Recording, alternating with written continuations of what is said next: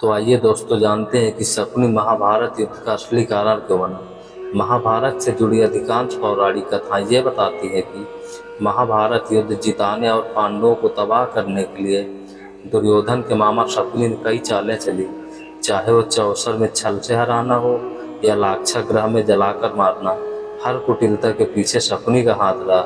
लेकिन वह ये सब सिर्फ अपने भांजों के लिए कर रहा था, ऐसा बिल्कुल नहीं था। कई किंवदंतियां ऐसे भी हैं जिनमें कहा गया है कि शकुनी अपने खास मिशन के लिए कौरवों के साथ था।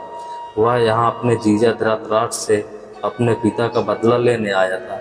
वो जानता था कि कौरव कभी पांडवों से जीत नहीं सकेंगे, इसलिए उसने कौरवों का पांडवों से युद्ध करवाया और कौरवों की हार के साथ अपना बदला पूरा कर लिया। शकुनी की धृतराष्ट्र और कौरवों से दुश्मनी की दो बड़ी वजह बताई जाती है। पहली, बहन गांधारी का अंधे राजा से विवाह, जिसके लिए हस्तिनापुर के राजा गांधार राजा और उसके पिता सुबाल को हराया था। हालांकि धृतराष्ट्र इस बात से अज्ञान थे कि गांधारी एक बकरे की विधवा है।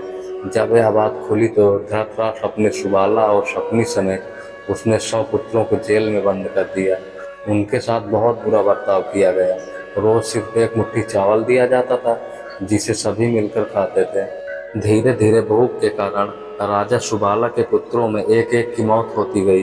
राजा ने तय किया कि वह अपने वंश का अंत नहीं होने देंगे।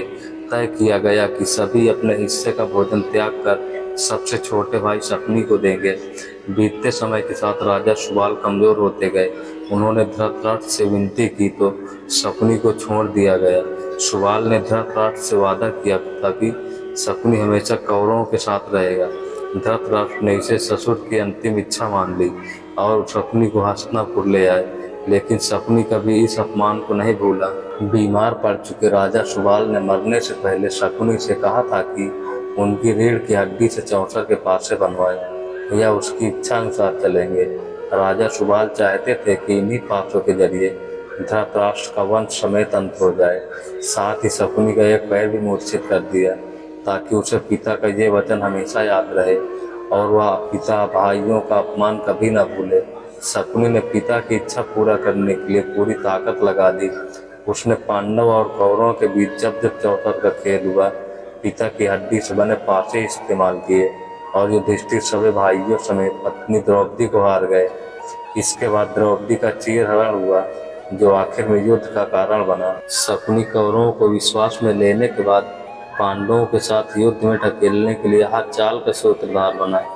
उसके चलते द्रौपदी का चीरहरण हुआ तो वनवास काट कर लौटे पांडवों को 5 गांव भी देने के निर्णय में शकुनी अड़ंगा बना। यहाँ तक कि उसने शांति दूत बनकर आए श्री कृष्ण को भी बहिरंग लौटाने के दुर्योधन के फैसले को प्रभावित किया। अंततः उसे उसके कर्मों की सजा मिली और सहदेव ने उसे युद्ध के दौरान मार डाला। तो दोस्तों, महाभारत की ये कथा यहीं पे समाप्त होती है। अगर वीडियो आपको पसंद आई हो तो वीडियो को लाइक करके चैनल को सब्सक्राइब कर लेना और साथ ही साथ बेल आइकन को क्लिक कर देना, ताकि जब भी हम अगला वीडियो लाएं तो उसका नोटिफिकेशन सबसे पहले आप तक पहुंचे।